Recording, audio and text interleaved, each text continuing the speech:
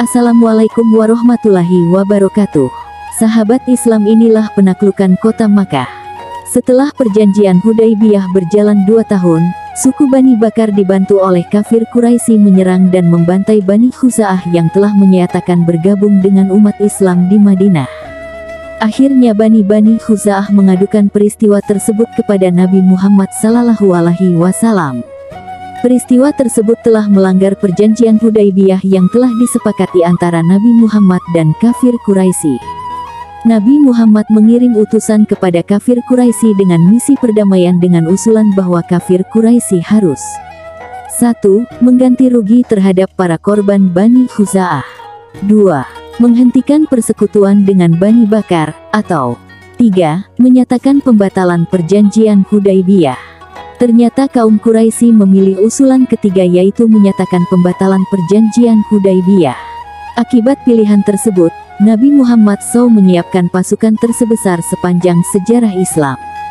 Nabi Muhammad berangkat ke Makkah bersama 10.000 pasukan untuk menyerang Makkah. Nabi Muhammad SAW mempersiapkan pasukan yang besar dalam rangka menakut-nakuti kafir Quraisy dan menunjukkan kepada mereka bahwa Islam sudah berkembang dan umat Islam memiliki pasukan yang besar dan kuat. Selama perjalanan, pasukan umat Islam selalu mengumandangkan takbir dan tahmid yang membuat gentar seluruh masyarakat Makkah. Nabi Muhammad berpesan kepada pasukannya untuk tidak merusak dan mengotori kota Makkah dengan peperangan. Nabi SAW memberikan kepercayaan kepada Abu Sufyan sebagai perantara dengan kaum Quraisy.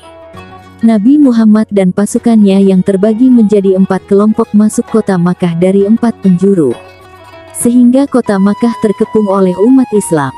Akhirnya tepat tanggal 1 Januari tahun 630 Masehi kota Makkah dapat dikuasai Nabi Muhammad SAW dan umat Islam.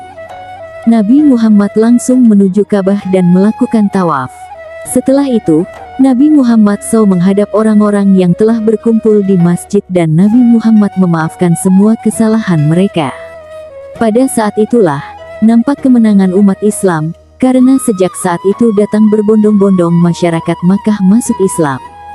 Di antara pembesar Quraisy yang masuk Islam adalah Muawiyah bin Abu Sufyan. Nabi Muhammad tinggal di Makkah selama 15 hari. Beliau mengajarkan tata cara beribadah dan mengatur urusan kenegaraan dan pemerintahan. Pada bulan ke-11 tahun ke-10 Hijriah, Nabi Muhammad mengumumkan kepada seluruh masyarakat Madinah bahwa beliau akan memimpin ibadah haji.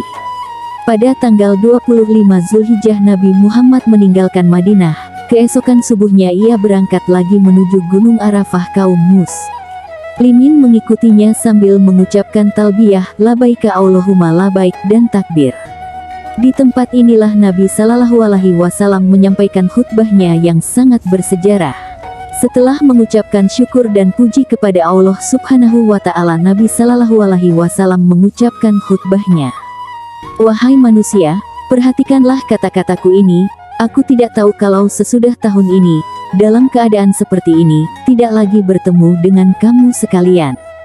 Saudara-saudara, sesungguhnya darah dan harta kamu adalah suci buat kamu sampai datang waktunya kamu sekalian menghadap Tuhan. Kamu pasti akan menghadap Tuhan, pada waktu itu akan dimintai pertanggungjawaban atas segala perbuatanmu. Barang siapa telah diserahi amanat, tunaikanlah amanat itu kepada yang berhak menerimanya. Sesungguhnya semua riba sudah tidak berlaku, tetapi kamu berhak menerima kembali modal kamu. Janganlah kamu berbuat aniaya terhadap orang lain dan jangan pula dianiaya.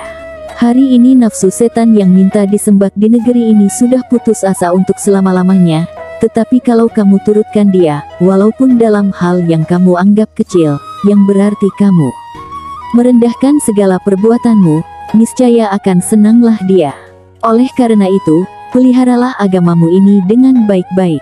Saudara-saudara, seperti halnya kamu mempunyai hak atas istri kamu, maka istri kamu mempunyai hak atas dirimu.